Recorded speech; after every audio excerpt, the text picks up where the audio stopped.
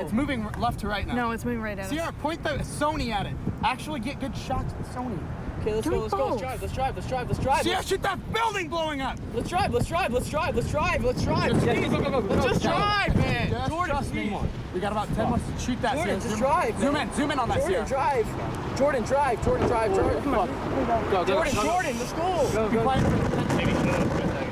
No, Shoot! Fucking shoot it!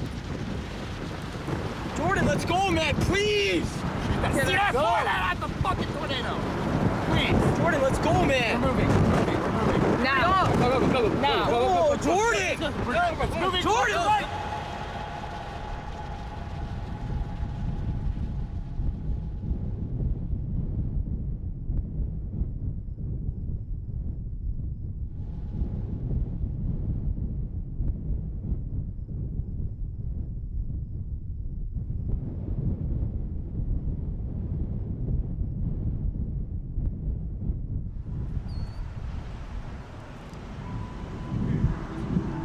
Again, large tornado confirmed on the ground, moving north just south of Sulphur. Yeah, I believe they said there was another tornado in Doherty headed north. There's several structures in Sulphur down as well.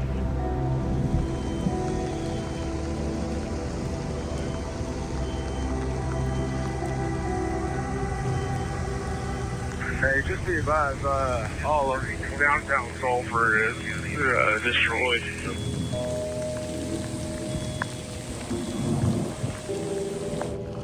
Springtime in Oklahoma, the perfect place and time for killer tornadoes.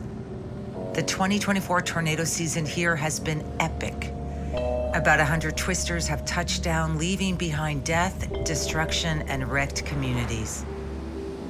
Welcome to Sulphur, a once thriving city of about 5,000 in south central Oklahoma. It was a historic place lined with quaint shops and century-old buildings. Chandra Raymer is the president of the Sulphur Chamber of Commerce. She walked me through the heart of this community, now mostly debris. On a typical Monday, what would have been happening here? Oh, it would have been popping. Yeah. Lots of visitors, tourists. It was just the place to be. Sulphur got its name from its many mineral springs. Tourists flocked here by the millions to enjoy them in the Chickasaw National Recreation Area. All those visitors were good for business. This was a new boutique, Prairie Thicket. The Chamber of Commerce had just done a grand opening on Friday. When was the tornado? Saturday. Oh, So we were still getting new businesses downtown because we were thriving. The best we'd been in years, and here we are today. My name is Juliette Kayyem. I am a professor and author who spends a lot of time walking in the wake of disasters, looking to find better ways for people to withstand them. I'm Miles O'Brien. I'm a science correspondent for PBS. Over the years, I too have spent a lot of time trying to understand why it all happens and what researchers can do to make us safer. Juliette and I met in Norman, Oklahoma, home of the National Weather Center. No place in the world knows more about severe weather.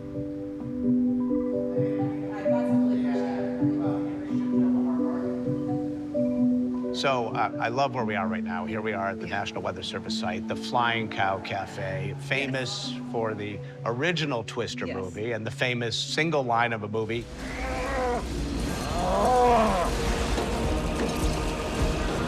Cow. Which I love. And it's good that they have a sense of humor here. Yes, I I mean, like they that. do. Yeah. Being here, you get a sense that they understand the danger and they sort of need to laugh about it because it's so persistent. You had the opportunity, I know, to be in Sulphur as they're really just still reeling and trying to, literally pick up the pieces. They're in shock and they're grieving, and if they've lost life, it is a disaster of epic proportions. Yeah, so this was the night of April 27th. It was a really weird day. I'm with Matthew Capucci, the senior meteorologist for MyRadar. The atmosphere was so volatile, really favored rotating storms, and yet very little happened during the daytime. And then at night, 9, 10 o'clock, things just went gangbusters. He described the intense weather system that changed Sulphur forever. There's a cold front. That was the main trigger for storms. There's warm air rushing northwards ahead of the cold front, and there's a little band of gathering air. And that band of gathering warm air caused a line of rotating supercell thunderstorms to develop, and just had one after another work north. The storm system caused a large, deadly tornado outbreak. The twister that hit here was classified as an EF3, meaning the winds were between 136 and 165 miles per hour. One person died when the bar that stood here collapsed. Tornado touched down just southwest of Sulphur, and it was only on the ground for about 10 miles, had a 13-minute lifespan, but its peak ferocity was right in downtown Sulphur. A tornado isn't just fast. Its path is also indiscriminate and often narrow. One street can be entirely decimated, while just a few feet away, another is spared. The pathway is so narrow and tight. Literally, if I were 30 feet that way, I'm totally fine. Yep. It's like the world's biggest lawnmower has come through. Chandra Raymer is a proud, lifelong resident. She and this community have never experienced anything like this. It took out businesses that have been here since the 1920s and before, 100-year-old buildings, so it's definitely been a devastating blow. How many businesses were impacted by the tornado? About 70. Out of how 70. many? We would be lucky to probably have just a little over 100, 120 businesses total. We couldn't wrap our minds around the destruction. It is overwhelming. I can drive through town 10 times a day, and each time my heart breaks in a little different way. The Sulphur tornado plowed through downtown, but didn't stop there. It traveled to the northeast for 3 miles, straight toward the home of Mark and Kathy Walk. I met them on the spot where their house once stood.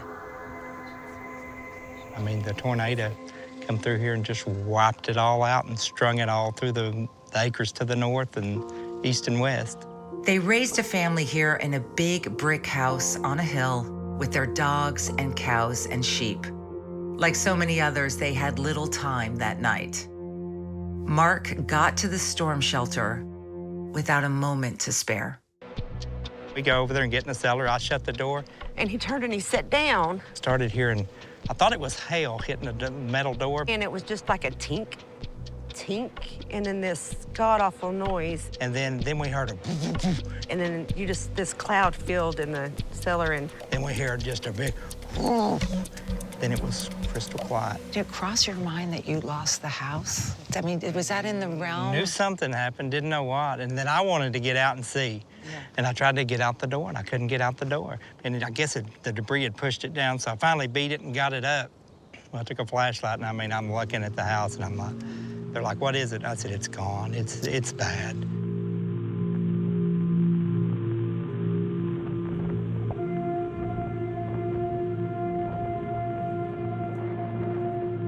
I mean, your mind just goes in so many different directions. I mean, you're thinking.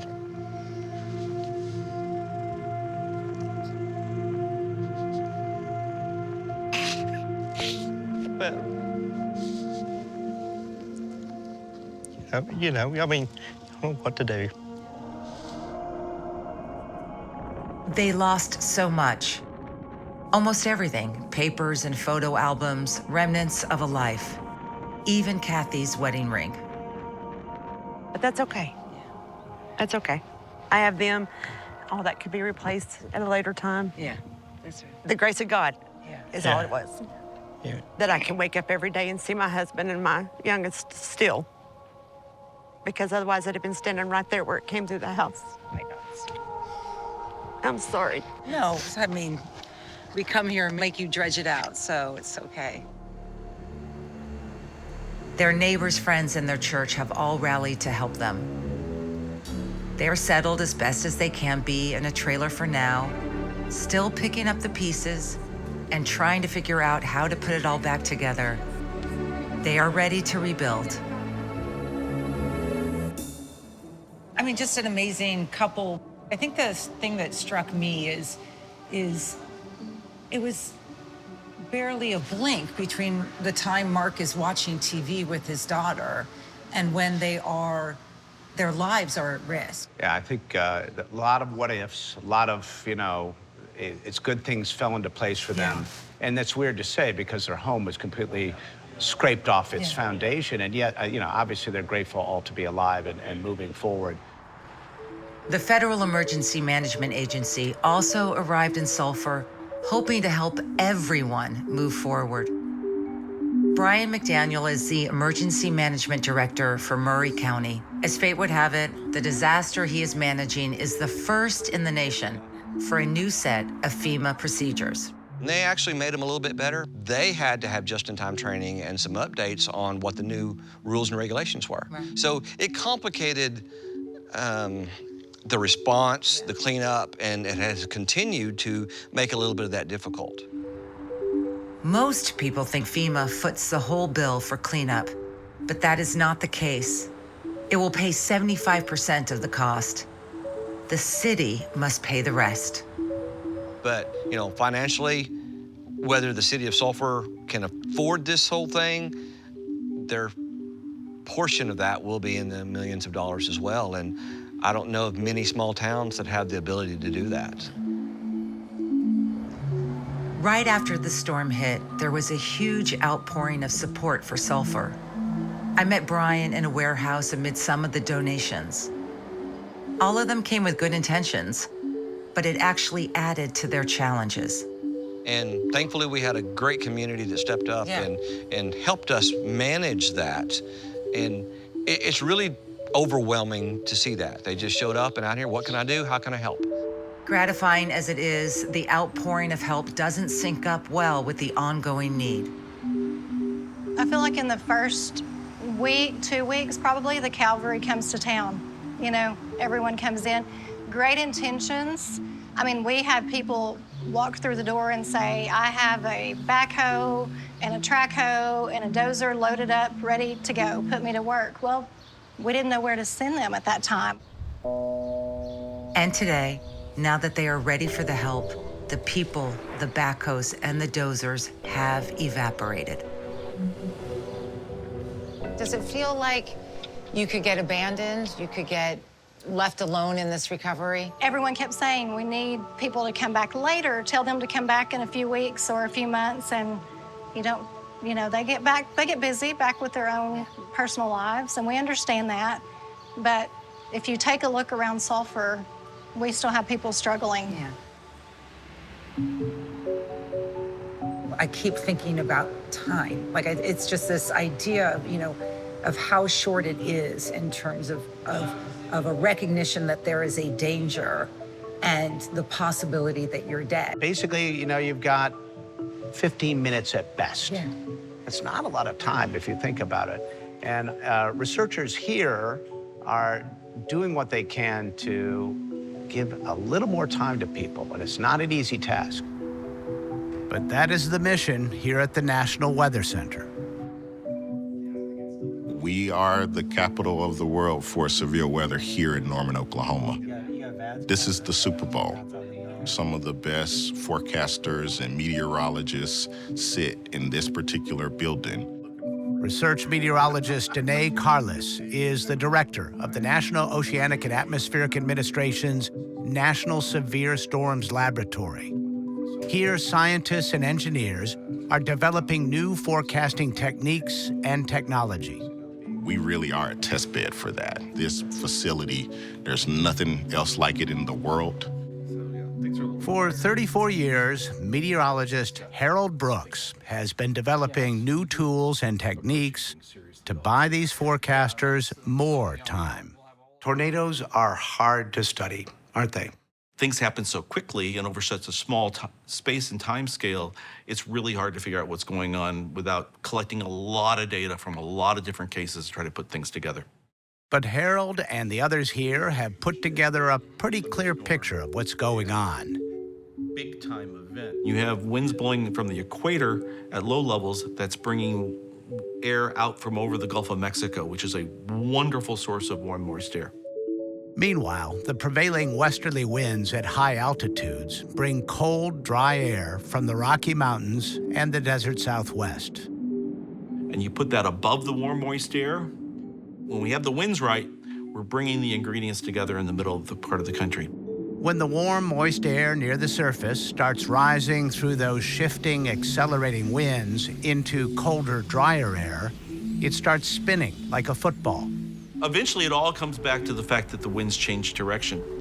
The winds increase with height in the environment the storm forms in, and typically change direction with height as they come in. It is more likely to happen in the spring here because that's when the temperature difference between the warm, moist air near the surface and the cool, dry air at altitude is greatest. So what about tornadoes and climate change?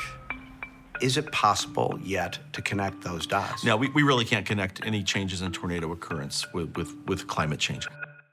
Remember, it's all about the temperature difference between the warm air below and the cold air above. And the climate is warming faster at the poles than it is closer to the equator. So if the pole warms more than other parts, that will decrease. And so that would be less favorable for tornadoes to form. But the overall number of potentially damaging tornadoes, EF1 or stronger, has remained constant, about 500 a year. The only difference now, they are happening more often in clusters. When we think about the ingredients for storms, some of them we expect to become more favorable as we go into the future and stronger. Others we expect to become less favorable. And so we run on a knife edge as to which dominates. Harold is a volleyball referee.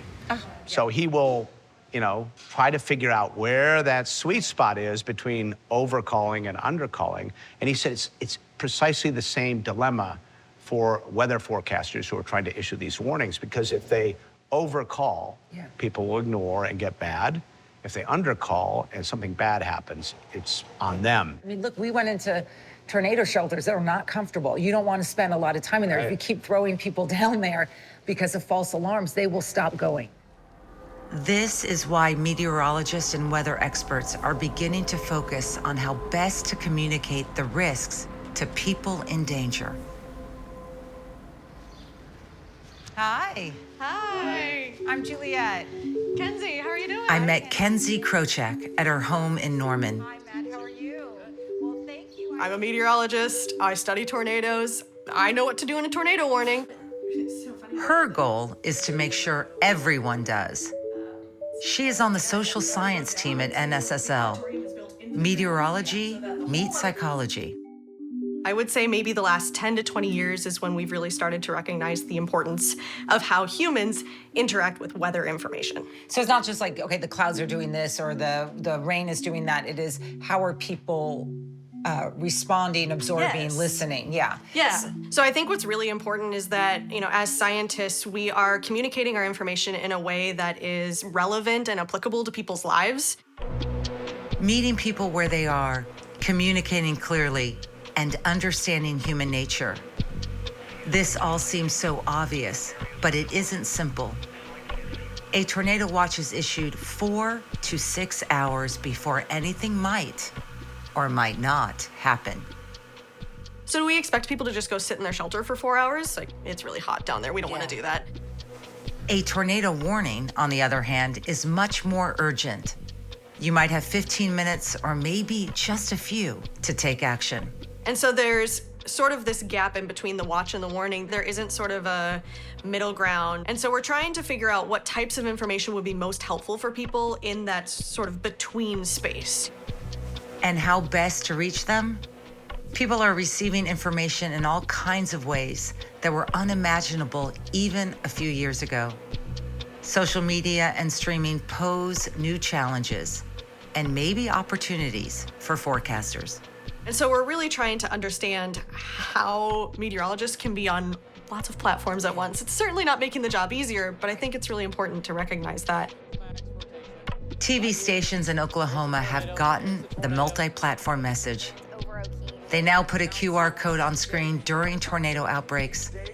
Viewers can switch to a live stream of the broadcast on their phones while heading to their shelters. About those shelters, that's a subject near and dear to this household. Kenzie's husband, Matt Flournoy, is also a severe storm researcher at NSSL. So when they got married, they knew what their perfect wedding gift would be. Like, we know there's a tornado warning, and so we come out here and we open the storm shelter. So pretty easy. Yeah. We've practiced it a few times, I will say. Yeah. A storm shelter. Part is getting down into it, especially when you're carrying a cat carrier. It may not seem very romantic, but it does encourage them to stay close, literally. This is really fun for someone who hates enclosed spaces, but here we go, I'm ready. Their retreat is part of a well-imagined and practiced plan.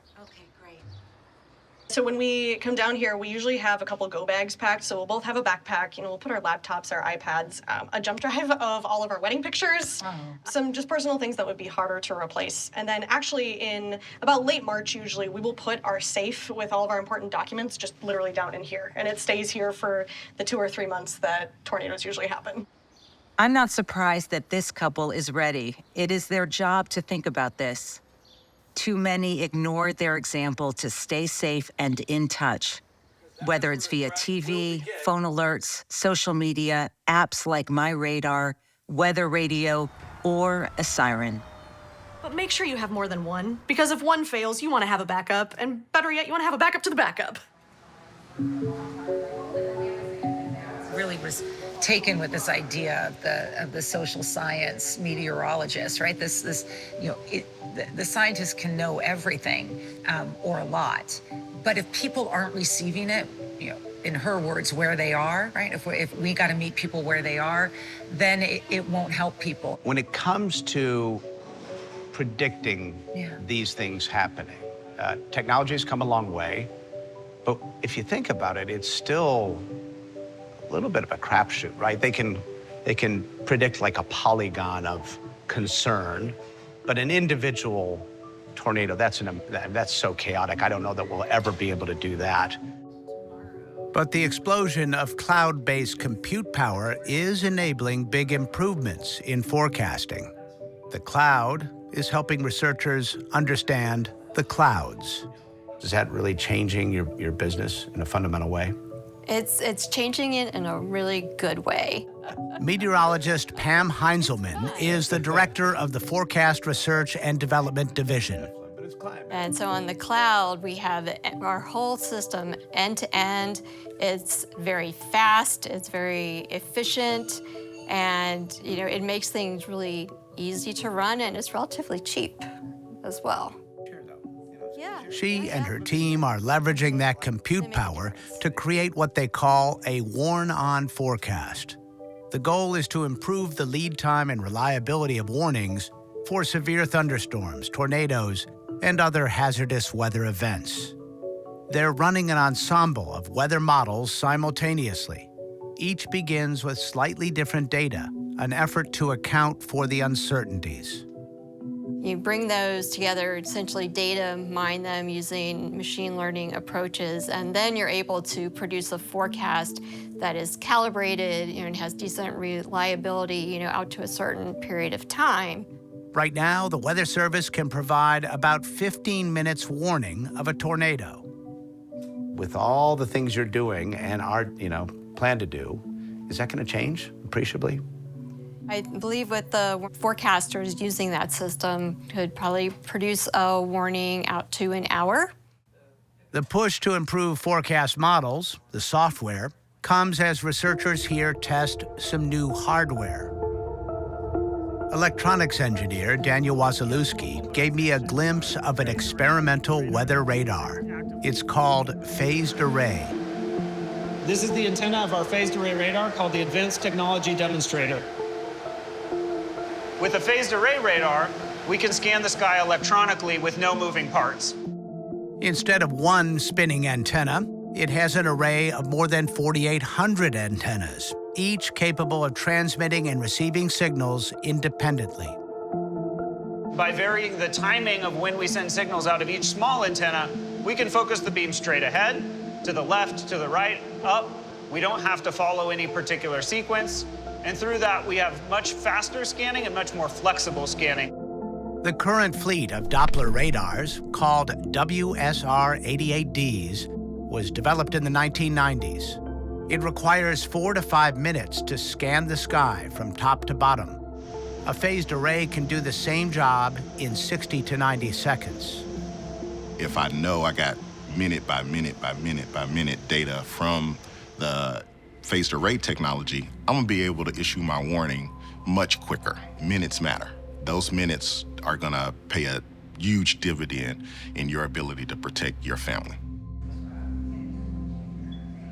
There's a whole cadre of people out there that chase these storms and try to get as close as they can, as close as they dare. Having seen what a tornado can do now to a city and a house and a community, the idea of running to it seems crazy, but also important, because I think we learn a lot.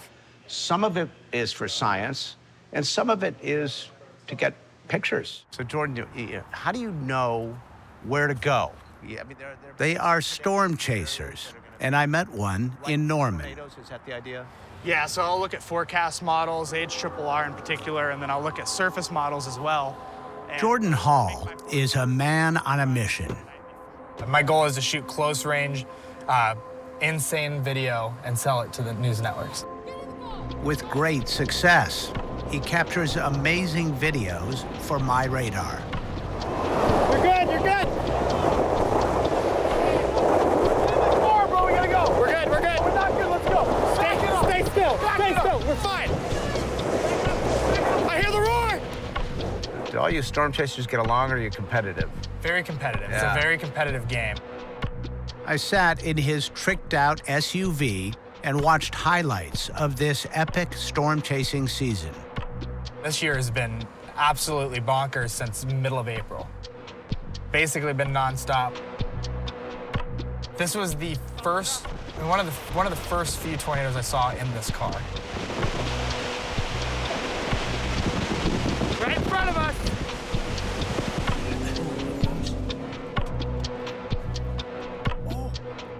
Oh, wow, wow, wow, whoa, whoa. Yep. Whoa. Transformers going, you were very close to that, my friend. And then here in a minute, it's gonna pipe out right here. Holy cow. That's a strong tornado. That's a violent tornado. Is it less risky than it would seem? Put it that way. I would say so. Getting close to these storms always has its dangers. That a boy, Jordan. Right there, stop. We're good. Jordan, stop. We're good, we're good. But the biggest risk I think we all face out there is just driving the countless miles that we do and being on the road so much. They're vying for precious asphalt near killer storms with a fleet of vehicles carrying state-of-the-art sensors and top scientists working for the National Severe Storms Laboratory. Okay, so what are we looking at here? So these are the mobile Doppler radars. That's where I met veteran research meteorologist Eric Rasmussen, chief of the Field Observing Forecast Support Group. These two on the outside are really suited best for seeing the whole storm, and they're kind of less nimble. Doppler radar can detect precipitation and, by measuring the shifts in frequency, track the speed and direction of wind within storms. It's hard to think of a more significant breakthrough in severe storm forecasting technology. And putting Doppler radars on wheels has dramatically improved scientists' understanding of tornadoes. We scan back and forth across the storm like this, and then lift the dish up a little ways, do it again and over, get a kind of a three-dimensional picture of the thunderstorm. They also have a vehicle outfitted with a mobile Doppler LiDAR, which emits pulses of light instead of radio waves. It is more precise than radar. Somewhere between like 3 and 10 times more detail We like the nimbleness too, because now you're working with a full-size pickup truck instead of a behemoth. And so this can maneuver and find parking places a whole lot more easily. The goal is to park these vehicles near a tornado as it is touching down. No small feat. We have to get close. The roads aren't very forgiving, and so you have to be able to really maneuver.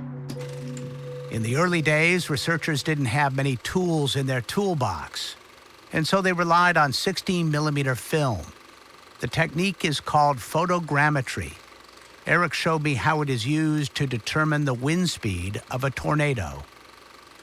If you watch here in a second, this tornado is going to hit a construction site and lift all sorts of sheets of plywood and that sort of thing in the air. Here we have hundreds of pieces of debris that could be tracked.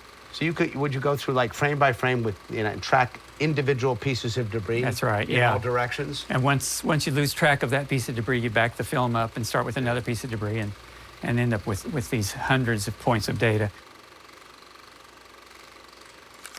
And then you go back, measure those motions of the markings, and then enter the data onto punch cards and do some math and come up with how strong the wind was that was pushing that debris along.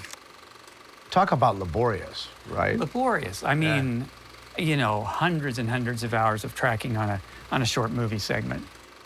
The technique was pioneered by the legendary meteorologist Ted Fujita, who used it to create the famous scale that grades the intensity of tornadoes.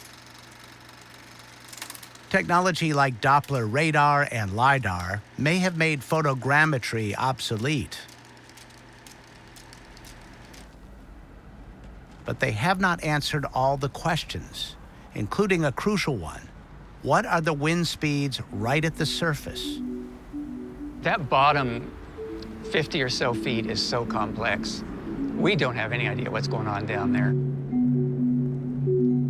Is it possible there's way more wind going on down there than we've ever registered as far as the speed? Is that what you're thinking? I'm thinking the wind speeds are probably stronger than we would have guessed, and I'm thinking they're a lot more chaotic.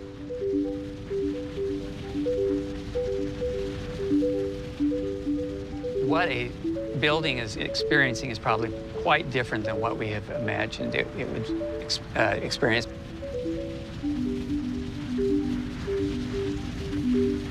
I suspect it's going to be a lot more interesting than we would have assumed. To solve that mystery, he and his team will have to devise new sensors and techniques. He's thinking Doppler drones might be the future. As Miles learned of the technological innovations that might help us understand the funnel better, I walked through the Sulphur ruins with Chandra Raymer, and it became frustratingly clear that it isn't technology that will bring its main street back. This was our plaza. And what would happen here? Well, sock hops for the high school, pep rallies, Saturday night at the movies for families to come out and bring your lawn chairs, but also the Rotary Car Show, the Kiwanis Barbecue Cook-Off. Christmas was amazing in this little area. It was 2 months after the storm when I paid my visit. I was struck by the amount of debris that remained. Things moved so fast when the tornado struck, but not now. There's still a lot of debris around. Is that just because it's so hard to pay for or find people, or? People are getting estimates for $80,000 for debris removal. Yeah. They may have a $150,000 policy on their building. Someone reached out to me yesterday and said, I have a home that needs to be demolished and the debris removed, and I don't have the money to do that. How are you doing? It's got to be a lot. It's a lot. It's overwhelming at times. Sometimes I feel very inadequate because I still have people reaching out to me. 2 months later, looking around and aren't really seeing the Cavalry anymore. They are left alone, and the state is there to help. The federal government is there to help, but it's not as organized. It's complicated. There's no real agenda. And so different communities respond in different ways. We don't know how Sulphur was going to respond. We know how Moore responded. They say lightning doesn't strike twice, But there's more to that story here and more. It's a bedroom community of more than 60,000, sandwiched between Oklahoma City and Norman. It is ground zero in Tornado Alley. The most powerful tornadoes have plowed through the city again and again. The darkest day came on May 20th, 2013. It was one of those days where, in late May in Oklahoma, everybody holds their breath. MyRadar senior meteorologist Matthew Capucci told me how the storm formed. You had a low-pressure system in South Dakota, a cold front snaking down from like Kansas City to near Wichita Falls, so just west of Oklahoma City. Around like 1:45, 2 o'clock, a little bit west of Moore, you had a storm crop up.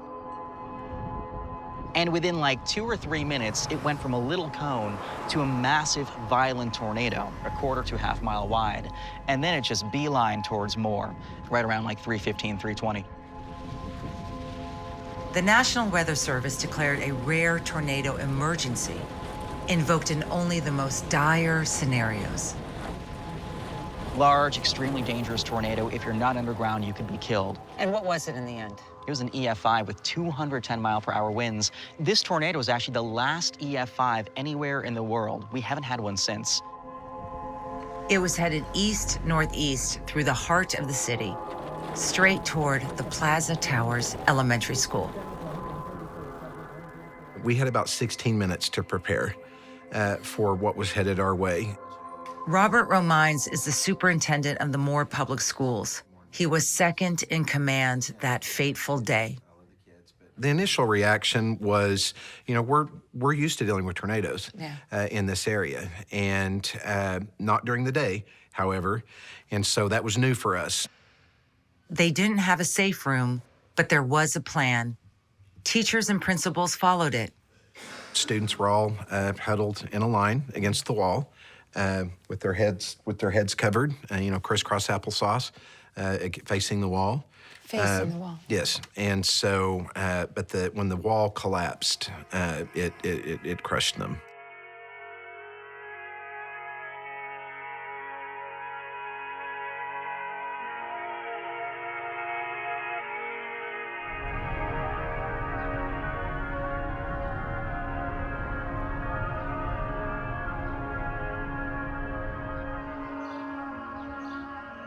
The main entrance offers a daily, devastating reminder of the 7 lives cut so short. 3rd graders, their passions etched in stone. That was really, really important to me and others, that our 7 would not ever be forgotten, and they won't. I mean, as long as this building stands. Why would you build back here? That's got to be, hard. This school is the heart of this community. And families were hell-bent, sorry, but they were hell-bent on rebuilding right here. This was their home. The new building is tornado-ready. So this is it, right? You would just pass by it and have no idea. I have no idea, except there's features that I'll point out. Robert walked me down what seemed like just another corridor. But it is basically a bunker hidden inside the school. The entire student body of more than 500 can safely shelter here. So when students are in here, this set of doors close, this set of doors close, and you can see the thickness of the walls at the door jambs. I mean, you're talking about 24 to 36 inches of concrete and steel. And so that's what's around this entire perimeter of this building. And then, of course, the ceiling, which you can't see, is the same thing. Here and more, they are all about building back better. I met the assistant city manager, Deidre Embry, near Interstate 35, which bisects the city. We stood in front of a bank that was leveled in 2013. A piece of the vault that sheltered and saved 23 people is the only hint of what happened here. Business is booming. The city is thriving. So it's back? Yeah, but better. Back, but better. And Absolutely.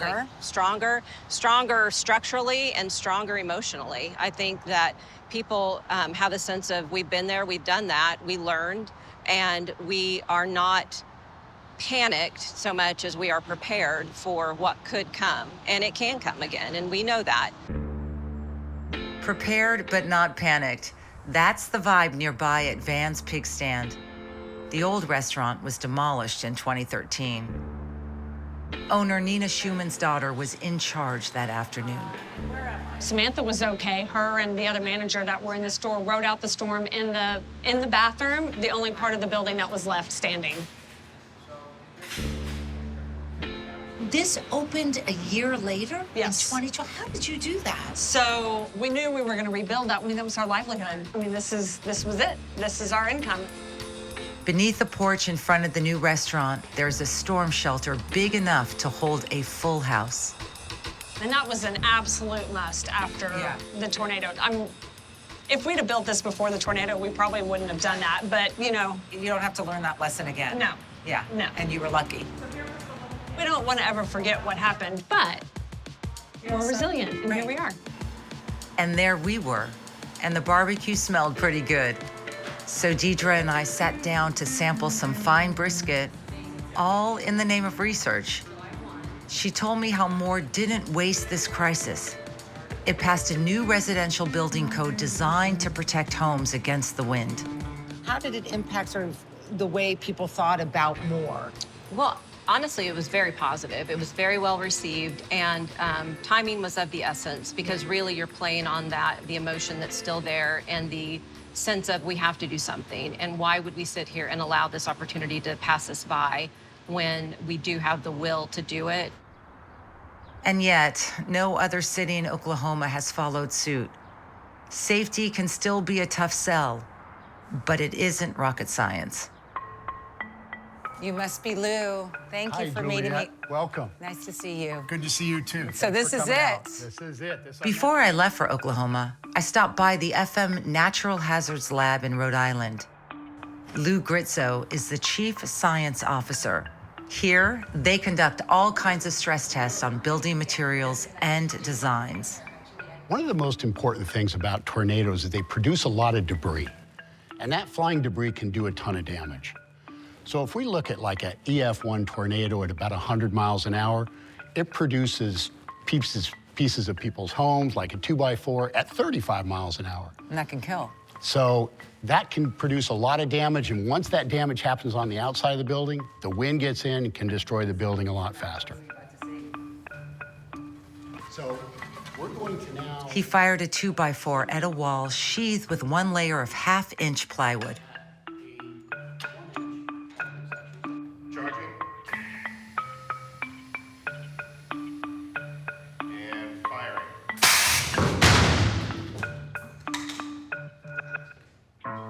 We have a backstop here. Yeah. And otherwise, that 2x4 would have just kept going right in and done even more damage.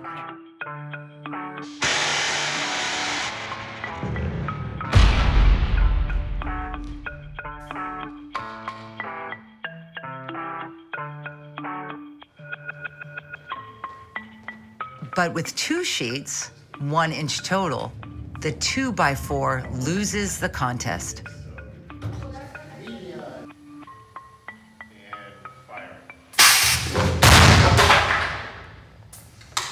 That's the ideal outcome. I was going to say, I wasn't ready for that. I know you told me, but I was not ready for that. If it can protect against something flying in a storm like this, we can keep the envelope of that structure intact, and that's really the name of the game for tornadoes. You don't want the wind getting inside the structure. That's when it starts to fly apart. A lot of little things can add up to a big improvement in storm safety. Back in Moore, builder Marvin Hayworth showed me how their building code makes a home more firmly connected.